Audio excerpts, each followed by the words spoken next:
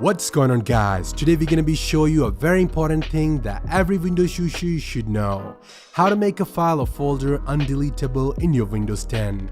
It may be very useful to some users, especially if you have something important on your computer, for example a document, some top priority files, or even your important work files. So you can use this method to make that folder or files literally undeletable so you can have that peace of mind. So let's get started.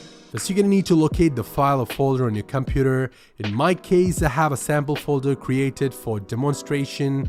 It does have some files inside, but we're gonna make the entire folder undeletable, so that will protect the folder and files inside from any accidental delete.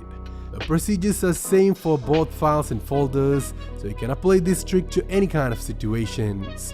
Once you're on the particular file or folder, right click on it and choose Properties. Now navigate to Security tab. Now come down here and click on Edit, and you will see this new window. Now in the Group or Username section, select System.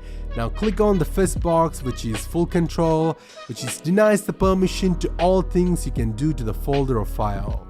Now again go to Group or Username, and this time select the second one.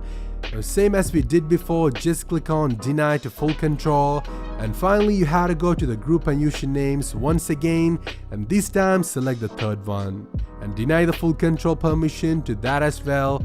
If you have more groups or usernames, you can simply continue the process to all of them one by one, and once you've done that, click on Apply, Yes, OK and OK. And that's it. Now we have officially made this folder undeletable. To prove it to you, let me try deleting it, and you can see it's undeletable. So that's how you can make a folder or file undeletable on your Windows PC. Like if you like, subs if you loved. See you soon with another one. Have a nice day.